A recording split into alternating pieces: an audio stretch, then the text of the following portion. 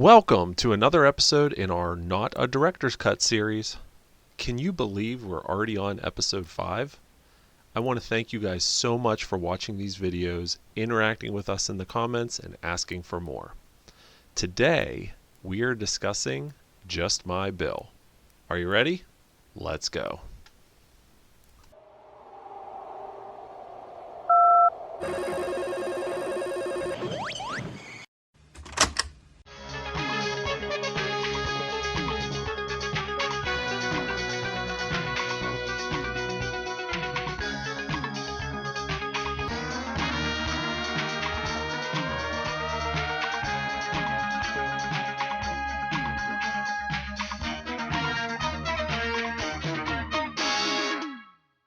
Before we break down this episode for you, let's take a look at a vintage commercial for this installment. Unfortunately, we don't have the original NBC promo, but here's a syndicated one from the late 1980s. Enjoy. On Knight Rider, I have reason to believe that Maggie's life may be in danger. a maverick politician does things her way. But is that why I have a bodyguard? An unidentified group of armed men have set up a roadblock. We're cut off. Get ready for him. Politics battle it out in the backcountry. Michael!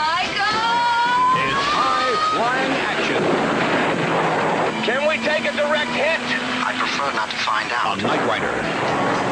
Tomorrow night at 6 on Super 66. Production 57311. Just My Bill. Teleplay by Deborah Davis and David Braff. Story by Catherine Bacos. Contributing writer Stephen E. D'Souza.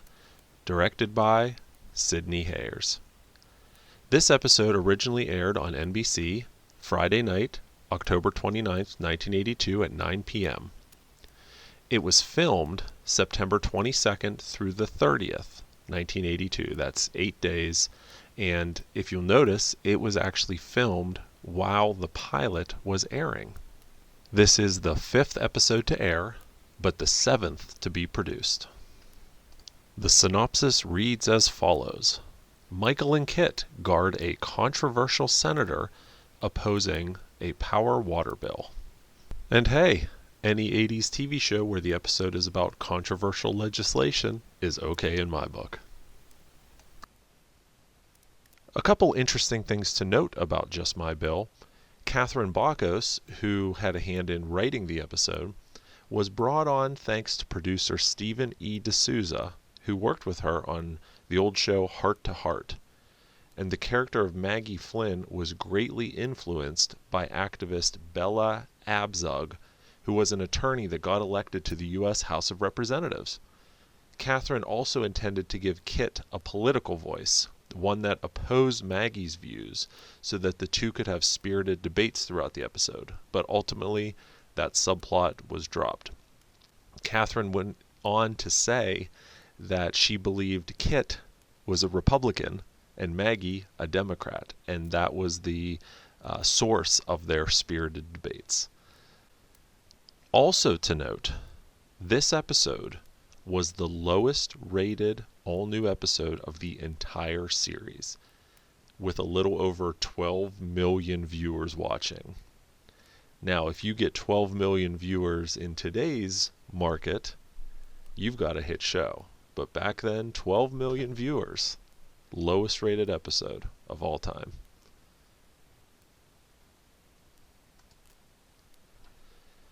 So at the very beginning of the episode, we see this building under construction, and we get a nice shot of it. One might think that this is just stock footage, but in reality, this was actually shot for this episode. And this is the Hilton Los Angeles Universal City.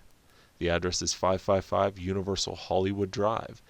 This building is right beside Universal Studios, which makes sense as to why they picked it.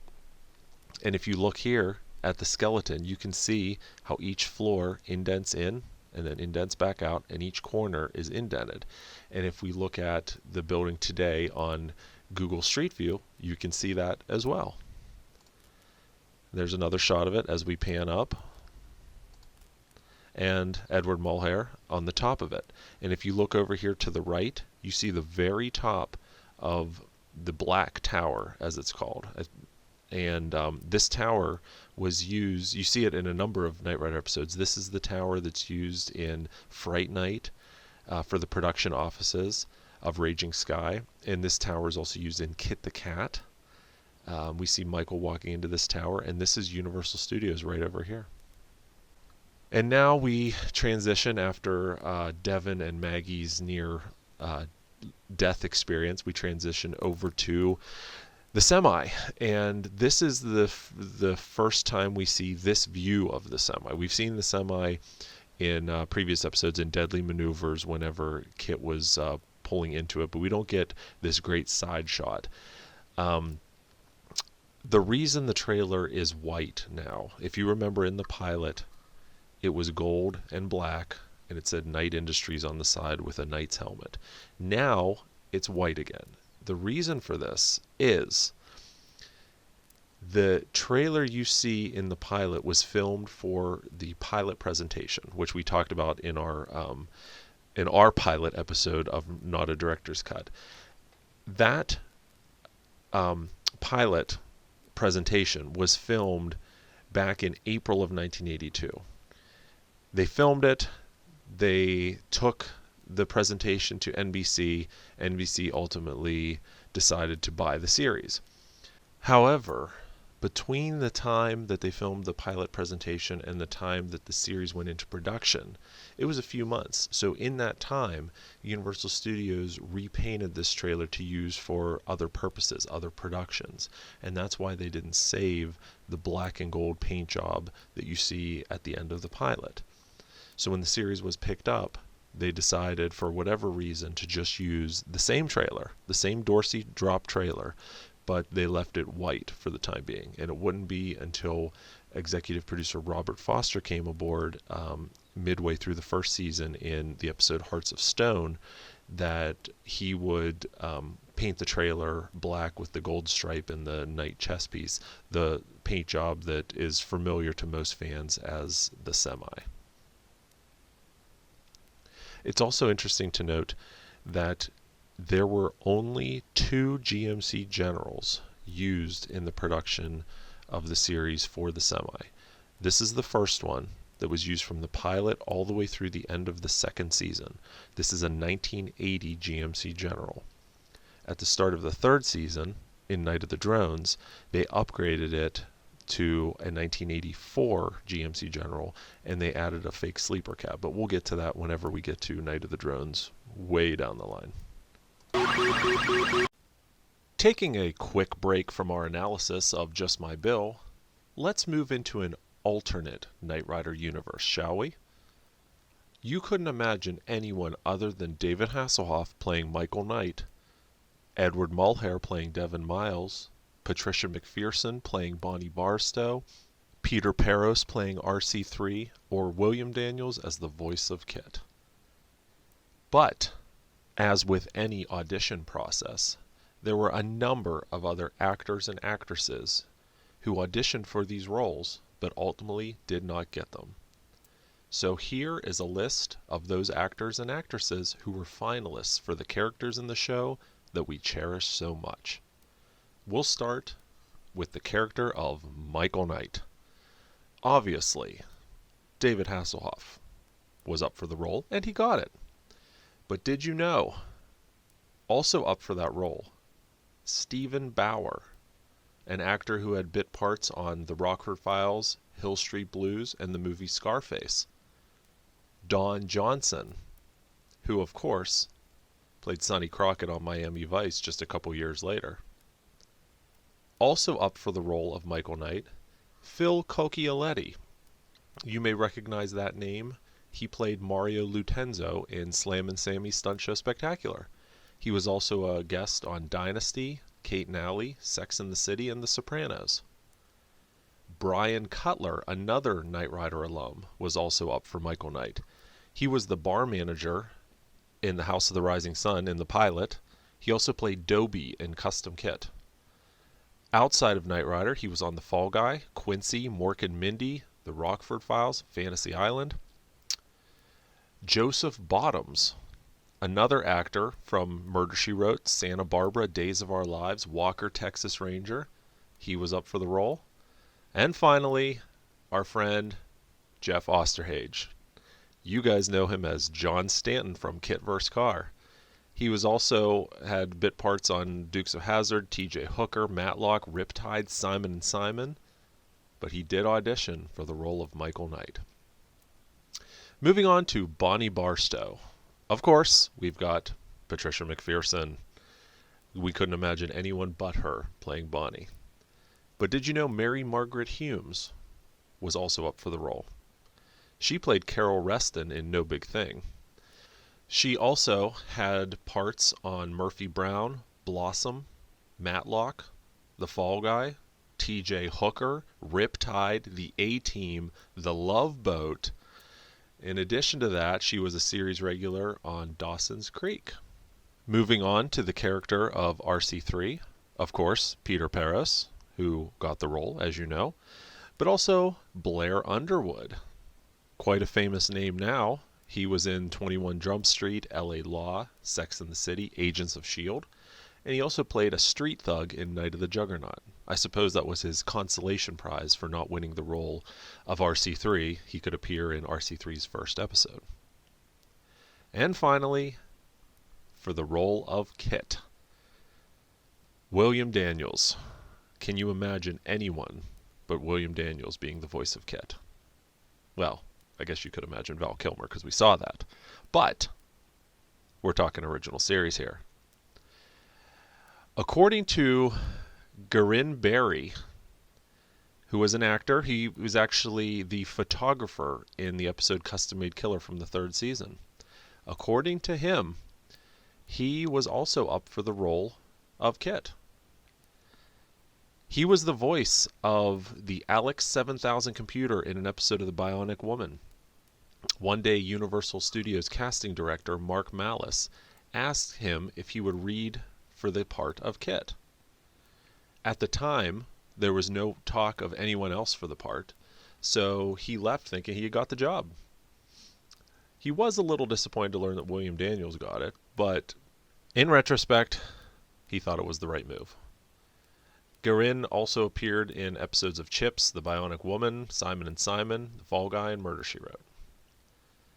So, those are your Knight Rider alternate universe what could have been. And we have yet another awkward moment where Michael is trying to put the moves on Bonnie, and she is obviously rejecting him based on the look on her face, but he's still trying. And this goes back to what we discussed in our prior episode about how the writers were just trying to make that tension between the two of them, where Michael was just always trying to go out on a date with her and she was always rejecting him. And of course that relationship would change not too much along in the series, a little bit later in the first season. Again, kind of whenever Robert Foster came on board, that relationship changed to more of a colleague friend type of deal, which I think worked better for the series anyways. Here we see KITT's voice box, and we see, of course, that the lights on the LEDs are incorrect. This is the only episode this happens in, and we see that the S1, S2 are red where they should be yellow. The P3 and P4 are yellow where they should be red. So obviously, whenever they took the voice box apart for maintenance, and when they put it back together, they put the gel inserts that are used to color these LEDs, they just reverse them. But it's just an interesting glitch that I'm surprised no one caught. Here we have Devin emerging out of the back of the semi, and the only thing to note here is, going back to what we were just talking about the two different semis, you know, in the first 2 years of the show, there was no fake sleeper cab on the back of the General. So where is Devin coming out of? And you can see behind here, it's just kind of a blank gray wall, because there was no set behind here. It wasn't until the 3rd season where they actually added a set back here with a couch and a coffee maker and some other things to give it kind of a more homey feel. But for now, he's just emerging out of kind of this gray void. Right before Michael takes off on his mission, we see a close-up of KITT's scanner, and this is another instance where we're seeing another scan pattern other than the typical back and forth of the 8 bulbs. In this scene, KITT's scanner is only going one direction. It's going this way and this way and this way, not back and forth. And again, this goes back to that original scanner circuitry that was built for the pilot presentation that had 8 different scan patterns, and for this scene they simply had it set on one of those other 8 scan patterns. Michael driving into City Hall parking lot, and what I wanted to point out here, going back to our video on Good Day at White Rock, here's that pacer right there, the same pacer you see sitting in the town square of White Rock. There it is, parked in the parking garage. I told you it would come back again. And White Wire fans, there you go. I just find this humorous. I'm going to point this out on every episode. White Wire. There you go. So after Michael leaves to go see Senator Maggie Flynn, KITT has an altercation with a security guard, and he's parked in an illegal parking spot, so he moves. What's interesting to note here is there is clearly a guy in the passenger seat. There's his head, there's his hair, there's his body. What he's doing here is anyone's guess, but if I were to hazard a guess, it looks like they were trying to make KITT move without a blind drive seat. So this guy, it could be Jack Gill, it could be another one of the stunt guys, I don't know, was in the passenger seat, and my guess is he just put it in reverse and lightly tapped on the gas pedal, because in this scene you do see KITT very slowly back away, and you can see that there is no blind drive seat in it, and we know it's the hero car because we can see the dash. So they were just trying to do a quick and dirty auto cruise right there. And here we have Carol Cook, the very accomplished American actress. I think she's in her 90s now. She's still alive, but she's in her 90s, and she's had quite an illustrious career. She, besides being on this episode of Knight Rider, she appeared way back on the Lucy Show, on Magnum P.I., on Murder, She Wrote, Dynasty, Charlie's Angels, Cagney and Lacey, Grey's Anatomy. So she's had quite an experience in Hollywood, and she definitely plays the feisty Maggie Flynn perfectly here.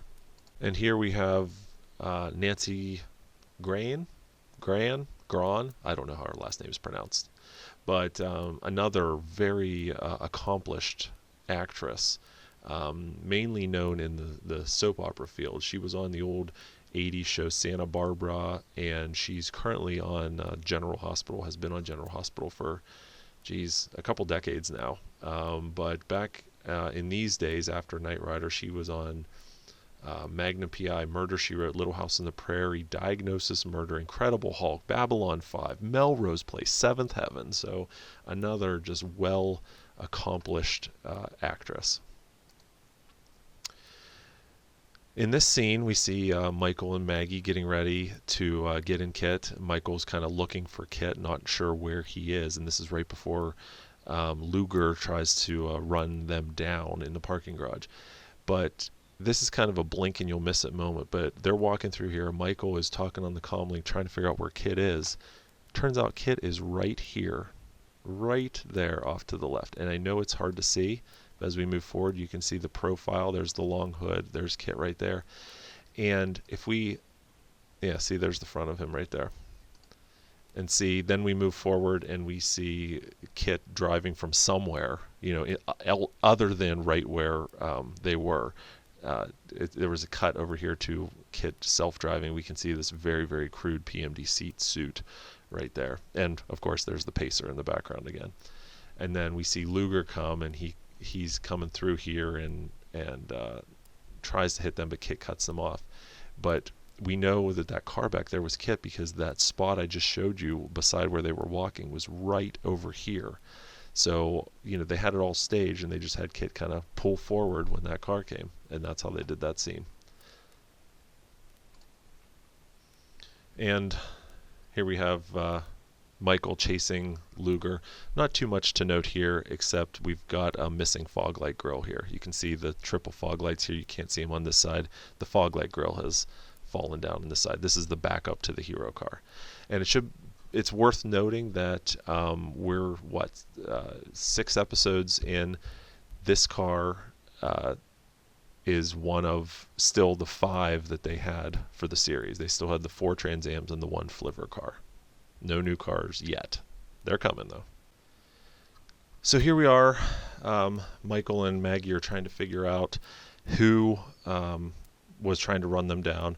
And Michael says, well, let's press instant replay. And what does he do? He presses the pursuit button. You know, this is going back to the show was still early in production, and Hasselhoff didn't necessarily know where to look or where to press buttons on, so he just decided to press the pursuit button to do an instant replay. I always thought that was humorous.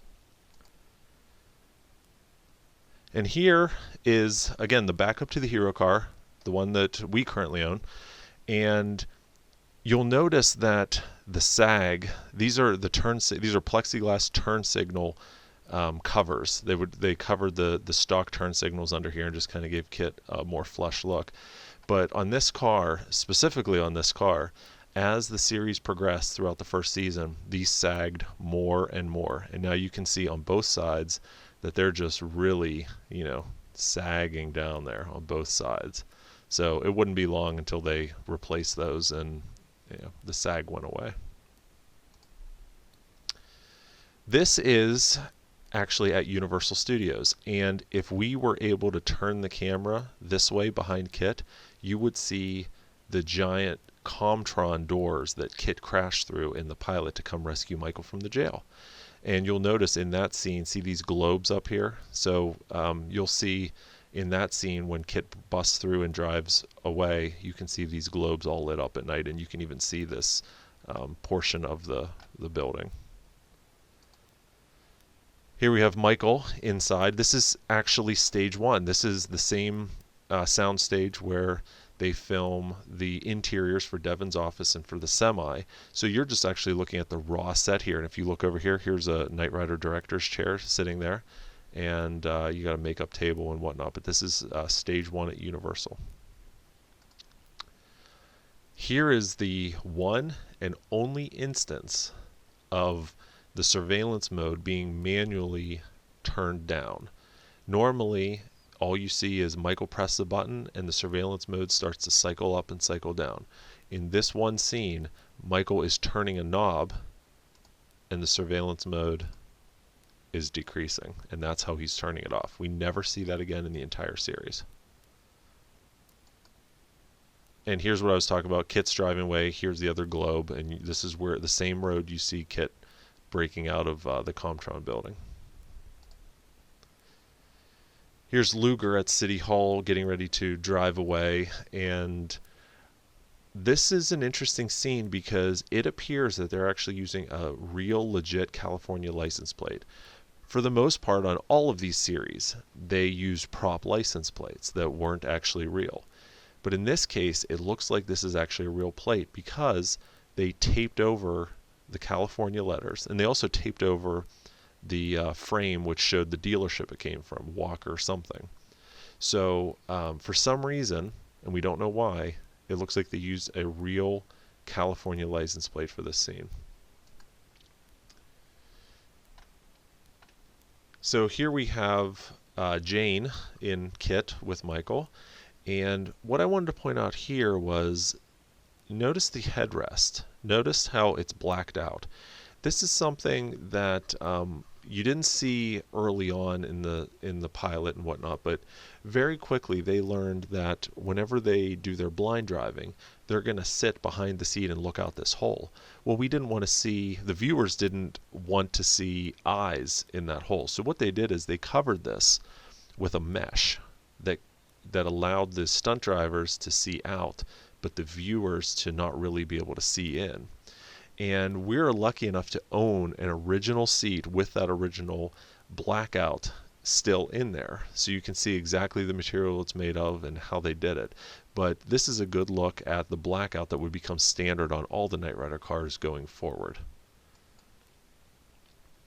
And zooming out a little bit where Jane is talking to KITT, once again we see this wonderful gaff tape. They just applied a bunch of layers here to hold the door down because, again, stock Trans Am, the latch on here is pretty chintzy and it doesn't take much to break it. And then we have KITT self-activating. He powers on the scanner and gets ready to drive away. This is the backup to the hero car. There's the droopy turn signal covers, the squared off overhead, which now you can see is actually starting to fall. Notice it's not tight up against the roof, it's actually falling. We've got the PMD seat suit, not the actual seat that they would design later in the series, but just a suit that someone was wearing.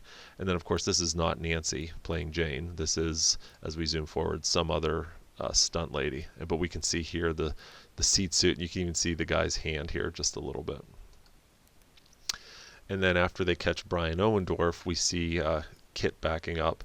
And if you look carefully, you can see that on this car, for this scene, they actually have the white letters out on the Eagle GT tires right there, which is kind of rare. You don't see that very often. And here's Luger getting ready to blockade at the summit.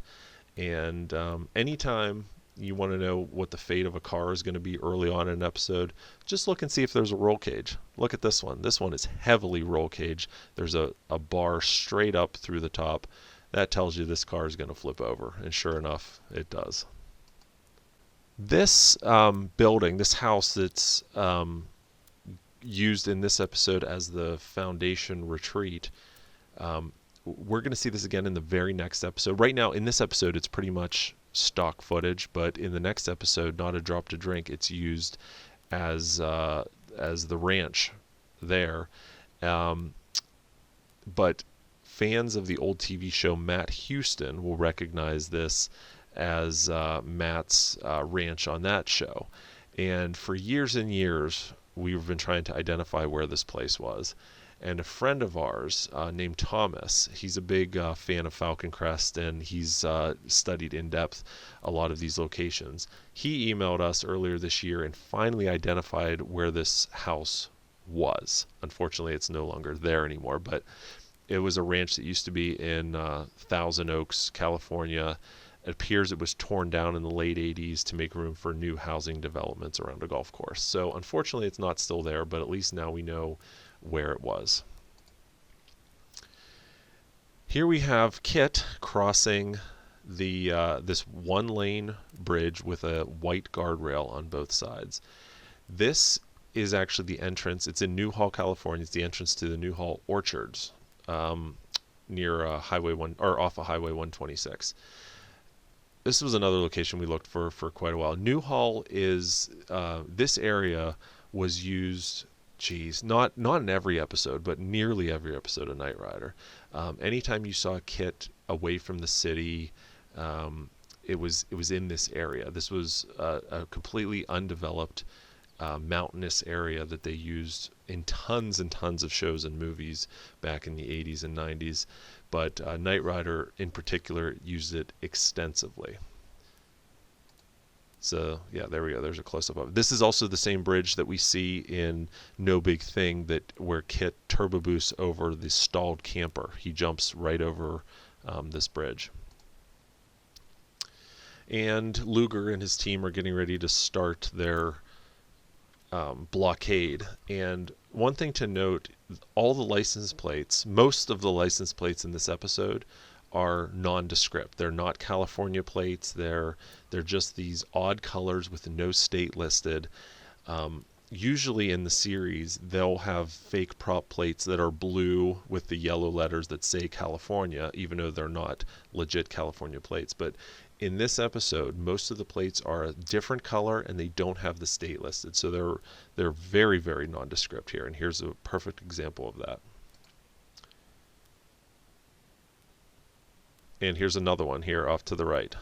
PAP 522, another green nondescript plate. with no California lettering. Here we have the flivver car. You can tell they're getting ready to jump. You can see, look at the back wheel, look how indented it is from the fender. This is just the dune buggy chassis with the Trans Am rubber shell on top. And as we see KITT lift off, we see the whole front end. They obviously didn't secure it properly because it just flaps up and then flaps back down, which is kind of awesome. And then we see it go over and we see the underside of the dune buggy chassis right there. And then this is still the flivver car, the back of the flivver car with the rubber shell on it. And if you're if you study these Trans Ams, you can tell this isn't a real Trans Am. And then we have Michael getting ready to pull in. This is the stunt car, the one stunt car that they had at this time. No overhead console. We've got a round steering wheel. We've got our seat belts right there. We've still got the gaff tape holding on the covers. Although incidentally, these covers are less droopy than they are to the backup to the Hero car. But there we have Michael pulling in with the stunt car. And then this was obviously an insert shot that was shot later because we see it off to an angle and we don't see the inverted colors here on the right hand side. So they obviously inserted this shot at a later point. And once again, here's the stunt car with the rubber shell on. So if you look here, you can see that we've got what looks like gaps, but it's actually just the rubber shell sitting on top of the stock Trans Am. And we've got someone other than Michael and I think that's a guy dressed up as a girl. It's hard to say, but that's certainly not our guest stars in this episode. And then we've got a very rare occurrence of Michael pressing one of these nondescript buttons. So in this episode, he presses Peng, P-E-N-G, or P-English, whatever it is. And this button apparently gives him a burst of speed. And what's interesting to note is this is actually the location where the turbo boost button should be. But this was, I think, stock footage that they took, but maybe before they put the actual buttons in here, and then they just inserted it here. But if you look at the names, you got Peng, P auxiliary, P IND, 6RM, 7DLA, 7DL or 8DL1, 9H test 2, 5F. So, obviously meant to keep the viewers guessing as to what they did. And then when he presses that, for some reason, it looks like smoke release for a second before he takes off. But this is reused footage from the pilot. The driver's door is open. This is just a really bad editing mess. Then we move to Michael being attacked by people with grenade launchers or rocket launchers on a helicopter. So this helicopter is a Bell 206B Jet Ranger 3. And as we move forward, you'll see there's kind of a better shot of it. And I think, yeah, right here, we have the registration number N764CL, serial number 2811. This is the very same helicopter that we see again in Hearts of Stone, Mouth of the Snake, Night in Disgrace, and Night Strike. And it's also in a 1985 movie called Malibu Express. So this helicopter, believe it or not, is still in service today, and it's owned by a private company in Van Nuys, California. It's amazing the information you can find just by researching registration numbers like that. And the helicopter is still attacking KITT. Notice that this KITT is the roll cage acrylic window jump car. You can see right here we've got a thick roll cage. And you can tell that this isn't glass the way it reflects. This is just plexi windows, plexi side windows, plexi windshield. So roll caged jump car. And then here we have Michael and Maggie, and there's some device back here. What this is, it's a suction cup, but it's holding on the some of the camera and lighting rigging right there. And then another great shot. This is again the jump car, the roll cage jump car, but they put this black paper on the side. And if you look here, a Trans Am with T-tops has a slight curve to the roof. Here it's completely flat, and that's because they completely removed the T-tops and welded this all closed because it was a jump car. They didn't want T-tops on that. So that's why this kind of just looks flat and kind of strange. And if we look under here, this little bit right here, this is the skid plate. So the skid plate kind of goes under like this, and it curved up and bolted to the car's engine cradle. And here we have KITT sitting at City Hall, just pointing this one out specifically because it's a great shot of that seat suit again. So you get a nice look at kind of this squared off head of a PMD seat, which looks a little different.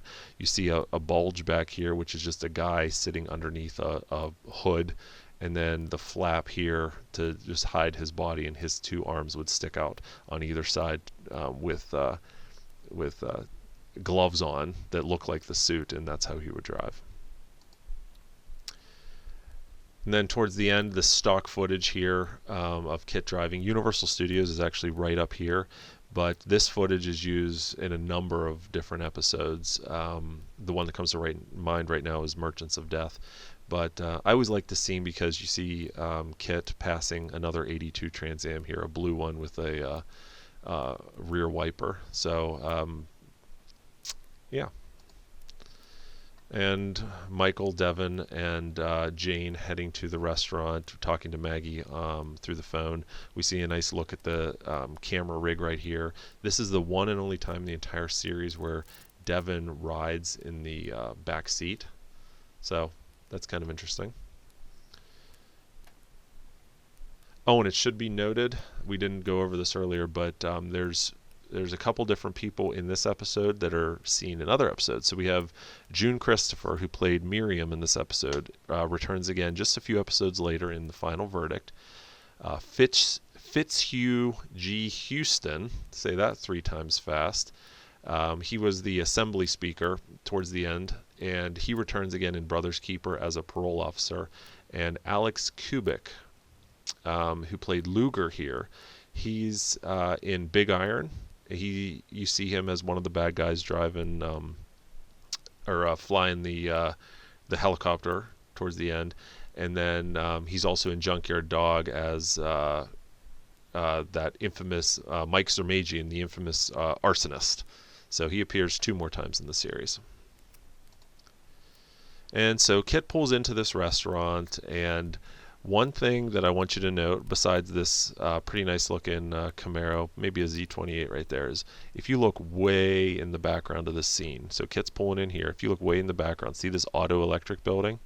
This is the very same building in the pilot where Michael pulls up and he parks, and he walks over this way and he gets on the phone with Devin, and while he's doing that, the 2 car thieves, Jackson and Brown, come up to KITT with a brick and try and throw the brick through KITT's window and all that stuff, and hijinks ensue. But that all took place right here, right behind where this scene is. And then to end the show, we have KITT pulling up, and once again, there's the AMC Pacer right there. And that wraps up Just My Bill. I hope you learned something about power bill legislation. I know I did. Be sure to tell your friends that the Knight Rider Historians YouTube channel is where it's at. We like to think that it's the next best thing to new episodes of the series. On our next episode, we will take a big gulp and swish around the 6th episode of the series, Not a Drop to Drink. Thanks for watching. See you next time. And now, while we listen to Joe's selection of Knight Rider music that we received directly from Don Peake himself, we'd like to thank these Patreon supporters. Look at you guys scrolling up the screen to my right. Wait a minute, how can you tell which side is my right since you can't see me because I'm not on camera? Oh well, you know what I mean. We're featuring these fine supporters at our Knight Rider Prop Restorer level. Thank you very much for your support. And for those of you at the Knight Rider History Hunter level, we're recognizing you right now in the description. Now, if you enjoyed seeing this golden nugget of Knight Rider history being rescued from obscurity, then please consider supporting us on Patreon. Your support would empower us to bring you even more of these historical nuggets. We are the Knight Rider Historians. Till next time, take care, everybody. Bye-bye.